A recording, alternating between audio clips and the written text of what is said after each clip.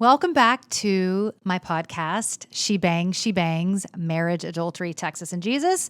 I'm your host, Jennifer Bangs. This is a podcast about marriage and mistresses and all the stuff in between. I used to be a part of a club called IGTS, I-G-T-S, which stood for I'm Going Through Shit. And we met every week, poured wine, and shared stories. This is my story, so grab a glass of wine. And welcome to episode 2, The Man Who Stole My Heart.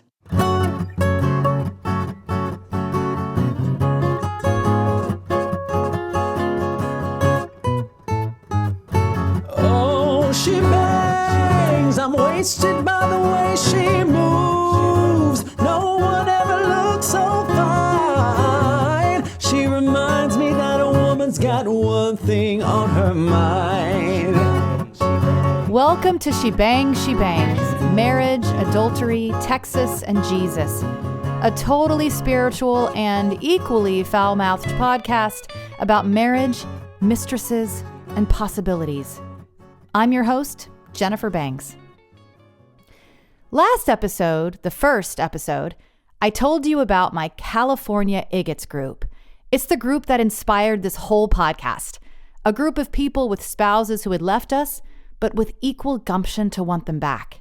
We met every week, poured wine, and shared stories.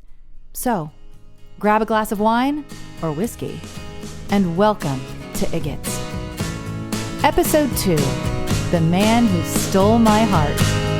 Stopped into a church, passed along the way. Well, I got down on my knees, I pretend to pray. You know the preacher likes the throne. He knows I'm gonna stay. California dreaming on such a winter's day.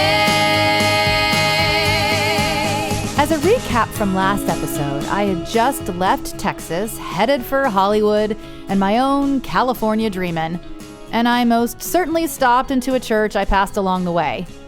I only knew one person in LA at this point, so he took me to his church that was offering an upcoming singles retreat. The kind where all single people in church go away for a weekend to camp, play paintball, and sit around campfires playing shitty songs about Jesus. You're supposed to go for lofty reasons like being in nature and getting in touch with God, but the real goal of these weekend getaways was to hook up, possibly for life. Being so new to the city, though, I was more interested in just meeting people than I was meeting anyone special. I mean, I did have a boyfriend back in Texas, Ray, from Star, though my heart wasn't totally in it. I made the 4.5-hour drive up to Big Bear for the weekend and needed a restroom break before gathering with the other campers. I had just washed my hands, and being that I never used hand dryers, they take way too long, I wiped my hands down my pants, not getting them completely dry. As I come out of the restroom, a tall, lanky guy with a huge smile and curly hair approaches me with his hand out. "Hi, I'm James." "Hi, I'm Jennifer. Sorry, I have wet hands. I just washed them." "Good to know," he says. "I like a girl with clean hands."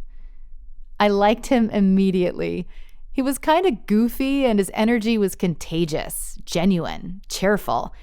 It seemed like everything was going to be okay in his world because everything was okay in his world. Later that night, we sat around the campfire and we all started talking about dreams and purpose, 20-year-old stuff. And James says he was in LA to produce movies for Jesus. My heart flutters. I was in LA to be an actress for Jesus. Kismet. I sort of joke about this because to anyone listening who's not a Christian, this sounds ridiculous, making movies for Jesus. And it is. And it's not if it comes from a real and true place. A place that says, I believe in God and I believe he wants me to show the world how much he loves them. It's what all good motivations are made of, a desire to better society, to spread love.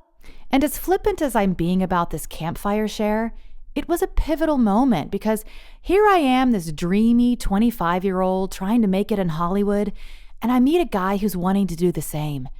And at the core of our dreams is God. After that weekend, James and I started hanging out in groups, and one night we found ourselves alone, and James says that he likes me. Though I had grown very fond of James, I did have Ray back home, and I did love him. We'd been together almost a year, but the distance was making my already waning feelings even harder to ignore. However, I would not betray Ray by confessing feelings to another man while Ray and I were still together. So my response to James this night was this. You know I have a boyfriend, James, so to all parties involved, I will refrain from saying anything. But don't take my silence as a bad thing. A couple weeks later, my roommate threw a comfort food party. A party where you bring your favorite comfort food to share, wear PJs, and everyone sits around the Christmas tree watching It's a Wonderful Life. Kind of genius party, right? At the closing of the party, as the last few comfy and well-fed souls were straggling out the door into the cool LA night air, James leaves me a lockbox with no key and a card. I was instructed not to read the card until he left. The second he did, I tore into it. In the card was a riddle about something warm that I keep beside me, and that's where I would find the key. I eventually found it in my Bible by my bed. Aww. When I opened the lockbox, inside was a book James had made for me. Now, this was before Shutterfly or Apple Books. The dude literally laminated pages, glued them all together, sewed them into a sort of hardcover book, and clamped it all together with a drawer pull. Despite my meager description, it was really lovely, and the book was entitled The Beginner's Guide to Jennifer Bangs, an entire book about me with captions and pictures and funny things he'd picked up on the 3 months we had been friends. I was so taken with the gift. I mean, my God, an entire book about me. But I had a boyfriend back home. I knew I would effuse nothing but giddy, girly joy if I called him to thank him, and I didn't want to be untrue to Ray. So I didn't call James to say thank you. I didn't call him to say anything at all. It never crossed my mind what James was thinking, the torture of waiting to hear from me, and then to hear nothing. And after such a risky gift. But I loved Ray. I would not be untrue to him. I struggled for a long time over what to do, and bemoaning to my best friend one night, she gave the simplest and greatest advice. She asked me, "Who can you say no to, Jen?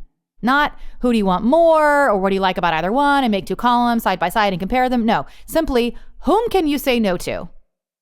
And it was obvious I could say no to Ray because he was there in Texas, and James was here in California.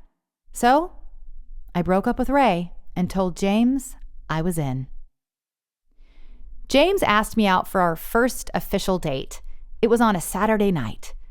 The Friday night before, I went out, and when I pulled into my garage, there standing right outside was Ray. "What are you doing here?" I said. "I came to win you back," he replied. "Oh, well, where are you staying?" "I guess with you," he answered. It was late. Who knows how long he'd been standing there, so I said he could stay with me, on the couch. The next day I called James, told him my ex, Ray, was in town, and that I couldn't go on our date. He was rattled, but took it in stride. He mentioned he was going to the Getty Museum that day with our mutual friend, Paige. Now, Paige, James, and I had all met several months before at church. Well, Ray had just mentioned that he wanted to go to the Getty Museum that day, so I was like, I hope we don't run into each other, but it's a big place, so hopefully we'll be good. So Ray and I go to the Getty, and we're sitting in this large, oval-shaped green garden where everyone just kind of congregates after you've stared at statues or paintings for too long. I mean, side note, if you haven't been to the Getty Museum in Los Angeles, it's like heaven. Large marble stairs and columns high above the clouds with ancient artifacts and art. And then there are these glorious gardens within the museum, and that's where Ray and I sat. And then James and Paige walk up. Now, I had always imagined how romantic it would be to have two men fight over me. And then I found myself looking at two men about to fight over me. It was not cool. Ray jumps up and is all twitchy and nervous. I guess I told him about James. And James has fire in his eyes, like full on red. He looks like he's going to shake Ray's hand to death, if that's even possible. He just kind of starts laughing nervously, maniacally maybe, and they stand there shaking hands, looking like if they could destroy each other in one bite, they would. It was an awful feeling, not romantic at all. James and Paige walk away, and I realize I can't play tour guide to Ray anymore. I don't want to be with him. I don't want to be at the Getty with him. I want to be there with James. I want to be going on my date with James. Ray and I drive home, fighting the whole way, and when we get back to my apartment, I end up screaming at him that he has to leave. So he does. James and Paige came over later that evening. They brought sandwiches and we ate. Not the date I was hoping for, but I was glad the evening was ending with James. James was a PK, a preacher's kid, the sixth of 7 children born to a couple still together, and like all of his other siblings, they all had happy marriages with tons of happy kids. It was one large, super happy family. James had a dark sense of humor, but was equally positive and happy. The word I used for him was jolly, like Santa. Think about that. How many 25-year-olds can you describe as jolly? But that's who James was. A tall, excited puppy of a man. He was incredibly goofy, but a serious businessman / entrepreneur who knew code, but also how to work a room. I never met anyone like him. And he was so enthusiastic about his love for me. We'd walk down the street and pass total strangers, and James would look at them and point at me and say, "I love her. I'm so in love with this girl." James partied like a rock star, often securing bottle service at the clubs we'd go to in LA, but he led a Bible study. And whenever we'd go on dates to movies, if there was any nudity, I'd catch him out of the corner of my eye looking down at the ground. When I asked him about it later, he said he didn't want to fill his head with images of other women. After only a few months, my heart felt like it was going to burst. One summer night, I confessed to him that I didn't know how much longer I could take just being his girlfriend. I wanted to start and end every day with him. James was so kind, putting my fears to rest, that he too wanted to get married, but that financially he just wasn't ready, and that we had our whole lives to be together and to trust God and his timing. I went to bed that evening a little sad, but also marveling at the wisdom of my boyfriend. The next day, I had a commercial audition for Subway sandwiches my new acting agent had gotten me. I walked in the audition room and was instructed that I was a Subway employee working the bread oven. I would hear a customer come in, ask, "What can I get you?" then turn around and take his order. We do this quite a few times, and every time I'm instructed to take longer and longer, pantomiming the bread in the oven. I was very confused why they wanted such a long shot of my ass to the camera, but you don't argue these things. And on the 4th or 5th take, I take a ridiculously long time working the bread oven, say my line, "What can I get you?" then turn around, and this time, instead of the other actor standing there, it's James. My first thought is, what are you doing here? You're ruining my audition. He gets down on one knee and whispers something I don't remember, and there's a ring in his hand, and I realize this is a proposal, and he set the whole fake audition up. With my agent, with the casting director's office, with the film crew, with the other actor, everything. We do some toasts and then get into James's car and start heading west. Now, you can only go so far west in LA before you hit the water. We get to a marina, and he walks me up to a yacht. A private yacht he had chartered with a private chef and a waiter to bring us dinner. And as the boat pushes away from the dock, James takes me up on the deck. "Look," he says, "the sun is setting. Do you want to watch your first sunset now?" I don't know why people run. I don't know why things fall through. I wanna be your wife. I wanna bear your child.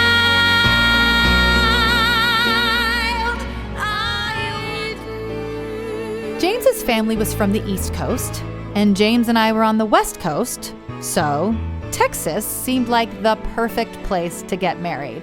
A good, literal middle ground. I immediately flew back home to Texas to plan the wedding. I was starting a new job the next week in California, so I had limited time to book all the vendors in Texas. I was in Texas for about 3 days, in a whirlwind of cake tastings, venue hunting, and gown shopping. I just walked out of Neiman Marcus when I got a call on my cell phone. It was James's dad. "Hi, Jennifer," he says in his Mississippi drawl. "James is okay, but there's been an accident." I felt my heart drop, and my spirit started shouting within me. It's hard to describe moments like this, but sometimes you are given news that is happening elsewhere, and yet your spirit is telling you something now that is different than what you are hearing. I was being told James was okay, but my spirit knew that he wasn't. James had been out of town with his business partners jet skiing on a lake. The jet ski malfunctioned, and instead of propelling through the wave as they're designed to do, this one hit the wave like a brick wall. James flipped over the handlebars, snapping his femur in half, ripping his groin, and hitting his head on the front of the jet ski, knocking him unconscious into the water.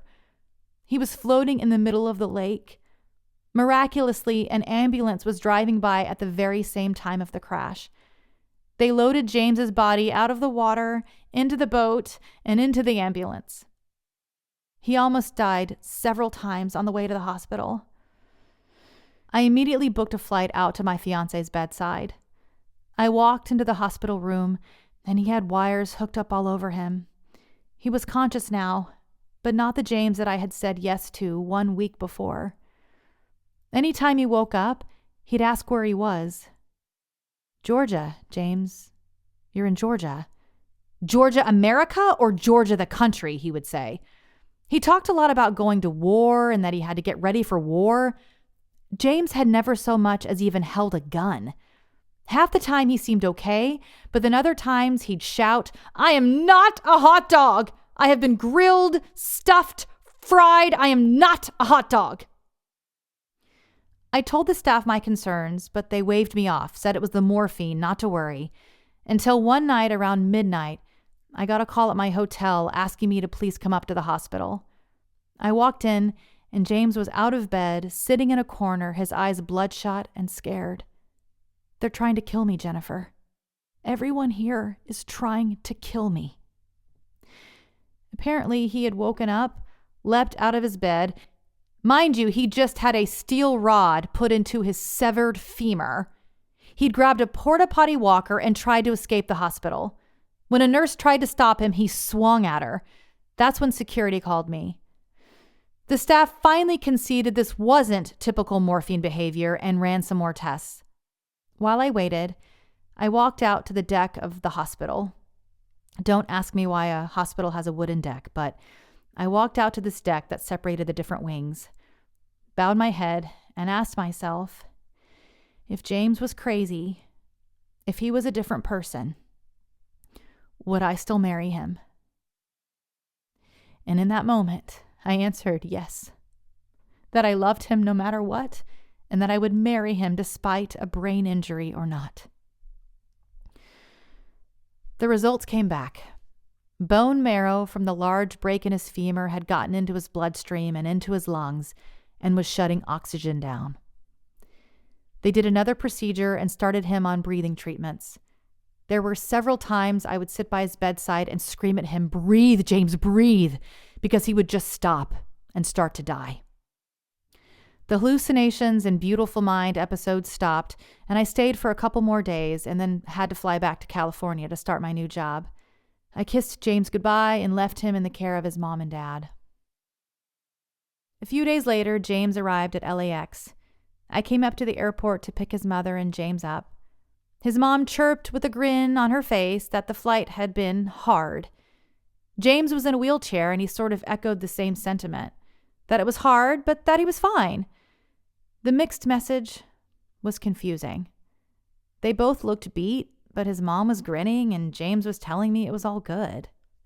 The next few weeks, it was more of the same. I was being told everything was fine. James was fine. James was healing. James was always so positive and happy, and I'd make little dates for him or try to do fun things, and he'd accept it, but there was a part of him that was different. Whenever I'd ask him, he'd say he was fine. The job I had was actually outside of Los Angeles, so during our entire engagement, James and I did not live in the same city. I'd drive up to see him, or he'd drive down to see me. It was a short engagement, as we had wanted to get married before the holidays and before my other two brothers were getting married. Both my brothers and I had all gotten engaged within 6 months of each other, and either James and I got married in 4 months or not for another year. Because James and I were so in love and so sure about each other, we didn't want to wait a whole year, so we'd made plans to get married 4 months after the engagement. But the accident happened only 1 week after our engagement. People have asked me over the years why we didn't postpone the wedding, and it never once dawned on me to do such a thing. And here's why. James kept assuring me he was okay. His can-do, chirpy, jolly attitude did not afford him the capability to say, hey, I'm really hurting. I can't do this right now.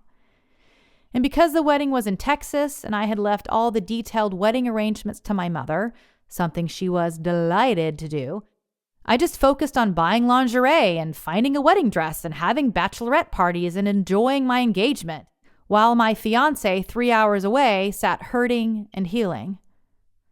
He was a computer programmer, so he'd lost his job because his brain couldn't think the same way. His brain hurt to think. And yet, he always put on a chipper face that he was okay and would be fine and that he'd get a job once disability wore off. And so I just bebopped along thinking everything was okay in his world because he told me everything was okay in his world. We got married as planned 4 months later. When I stood at the altar and pronounced the words, for better, for worse, for richer, for poorer, in sickness and in health, in good times and bad, I remember thinking I was saying these words for real. They weren't just flowery, nice things to say. They were real. I had done them. I loved James. I was with him no matter what. I was in this forever. And it felt effortless. True to his word, James got a job immediately after our wedding. And within our first 2 years of marriage, James was making 6 figures nearing 7, and I landed 2 national commercials back to back. So things were going well. We bought a cute little house in northern LA in a town called Van Nuys and lived on a cute little street with the most fantastic neighbors you could ask for. In fact, we all had babies around the same time and discovered our baby monitors could all reach to Courtney and Eric's house across the street. So we'd tuck our little ones in, set the alarm, lock the door, and walk across the street to drink and play poker with the other new parents. We'd line our baby monitors up in a row on the bar, and I told myself I wasn't a bad mother. It was just like if we lived in a really big mansion, and that's how far away I was. I felt like the luckiest girl in the world. I had a wonderful husband and a beautiful baby boy, and we were making good money and had wonderful friends and neighbors, and a part of me didn't feel like I deserved all this goodness. Not that I was a bad person, I just couldn't believe how fortunate I was. I knew I had married such a catch, and I felt so blessed to be his wife and to have this budding life with him. James had such great patience with me. Actresses can be emotional monsters. And he was a great dad. I was so appreciative of my steady, jolly husband who kept us on track and took care of us. I told him all the time how perfect he was. I remember thinking all the time, my husband is perfect. He hated that label, he'd tell me, but it's how I saw him. For my birthday that year, James threw me an enormous birthday party. He decorated our entire backyard, hired a chef, a photographer, invited every person we knew, and gave a toast under the twinkling lights to what an amazing woman, wife, and mother I was. He was so good to me all the time. I loved him. I loved our life. When our son Andrew was 8 months old, I put him down for a nap one afternoon and went into the living room to watch Oprah. I love Oprah. The show that day was on mistresses, and I almost turned it off. I said a silent prayer to God, thanking him that my husband would never cheat on me. After the TV show, I opened the French doors that led from our living room to our backyard where our office was. We had converted our detached garage in the backyard into an office, so I went outside, crossing by the rose bushes and walking by our grotto, a large jacuzzi that seats 10 and has super powerful jets that enable you to swim against them in place. Our backyard was my favorite place of our house. I went into the office, did a little work, then came back outside to cross back into the house. I had taken 2 steps when the French doors to our house swung open. James emerged. Before I could say anything more than hi or what are you doing home so early, James says our mutual friend Paige was there. He'd asked her to come over and babysit Andrew. She was here to babysit because James wanted to go out to eat. I have no idea why the next words fell out of my mouth in response, but I looked into James's eyes and said in all seriousness, "Are you leaving me?" He kind of laughed, stammered, "Let's just go out and eat." "Oh my God, you're leaving me." "Let's just go. Paige is here." His eyes were wild, panicked.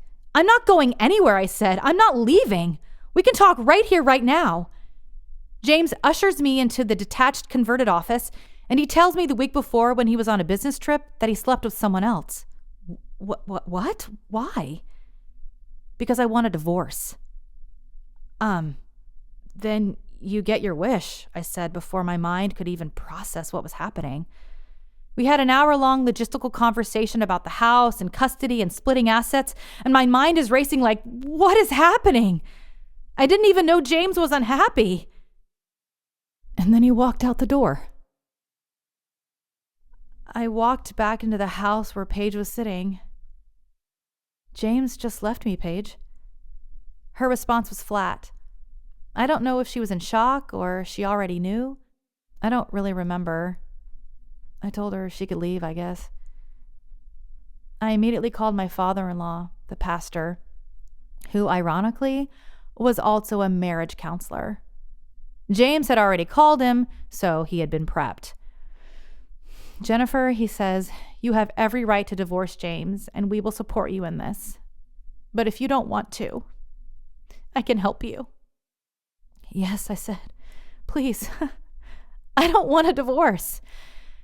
I had always thought I would be out the door if my husband ever cheated on me. I mean, why would you want to fight for someone when they didn't want you? But now that I was in this position, I realized how much there was to lose. So my initial reaction was, I don't want a divorce. I wasn't angry at James.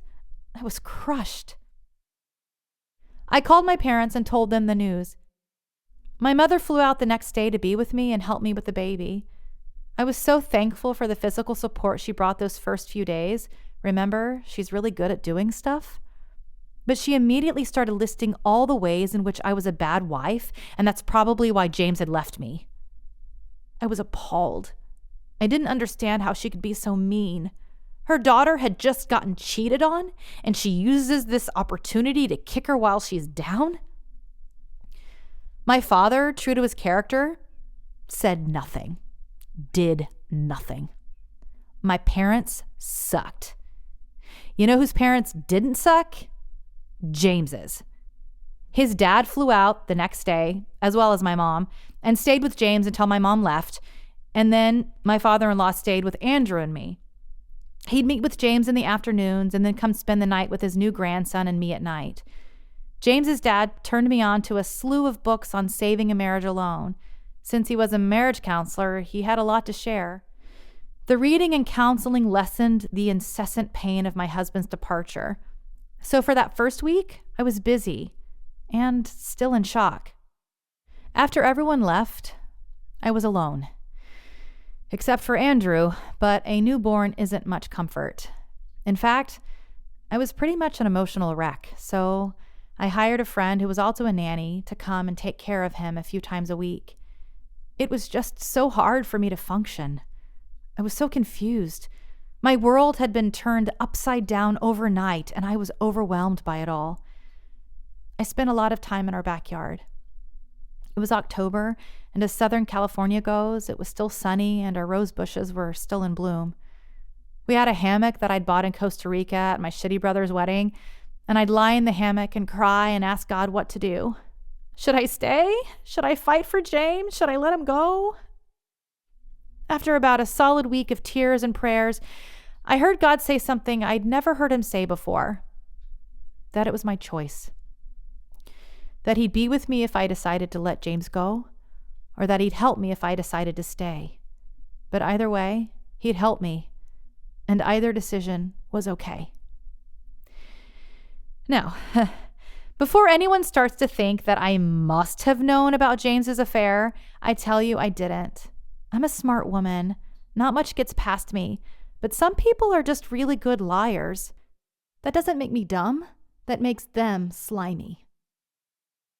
Every night, I'd put our son to bed and I'd light a candle and lay myself prostrate on our eggplant-colored carpet and pray for a miracle.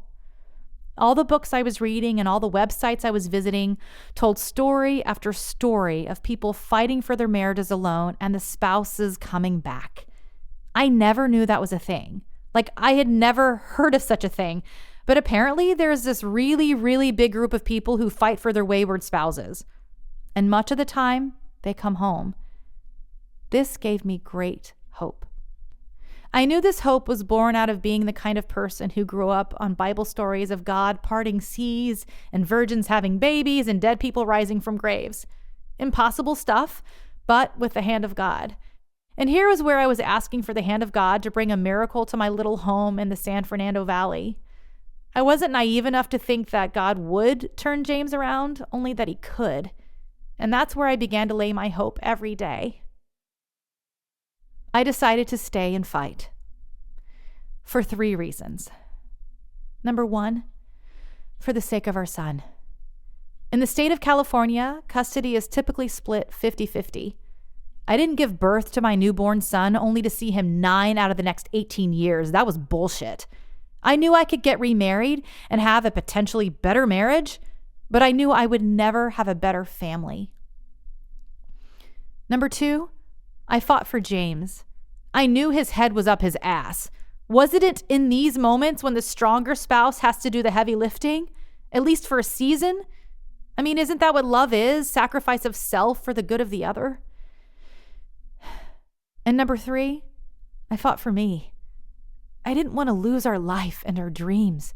I had too many memories and too much life we'd shared and too much life we'd promised to share for me to accept that this was over.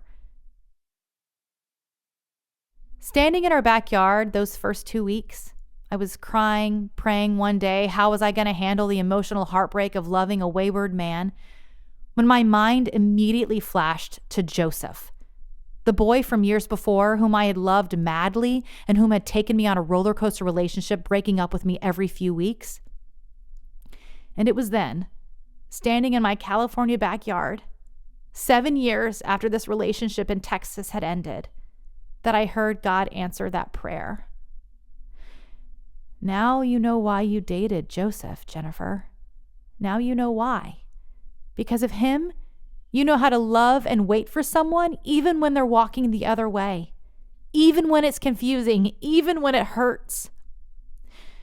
I felt an entire web of confusion and disharmony that had plagued me for years come into complete clarity and focus. I knew how to do this. I knew how to do this, I told myself. I had done it for years with Joseph. And I also knew what not to do. I would not continue asking for signs, I thought. I had spent years asking God to clarify what he had told me about waiting and loving Joseph because circumstances didn't add up. I kept asking for signs and he kept answering, but I was in a constant state of thinking I was crazy. So I knew then and there that this time I would not drive myself crazy asking every 5 seconds if I was hearing God right. And most importantly, I will not despair, I thought. I had spent so many nights bawling my eyes out in confusion and heartbreak over Joseph, and they were all wasted tears. It's one thing to be sad, it's another to despair. And I knew where despair led me. Nowhere. So this time, it would be different. I would not despair. God, it hurt, but I would not despair. I was resolute. I did ask God for one thing. Not to have this relationship end like Joseph's, fizzling into nothingness. I just could not handle that again. But this time around, I knew it would be different. Why? Because this time around, I knew God's will in the matter. I knew what to pray. I wasn't married to Joseph, so I didn't know what the Bible had to say about us. The Bible doesn't really talk about boyfriends, but it does talk about husbands. And since James was my husband, I could read and know what God had to say about husbands and wives and marriage and infidelity.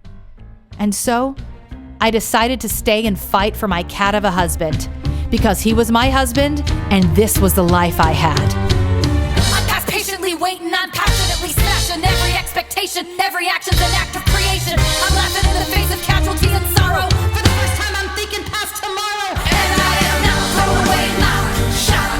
I am now throwing away my shot. Tune in next episode, episode 3, How to Fight Alone. This is She Bangs, Marriage, Adultery, Texas, and Jesus. Find me on Twitter at Jennifer Bangs or shebangs.com. Cheers. Until next time. Now throw away my shot.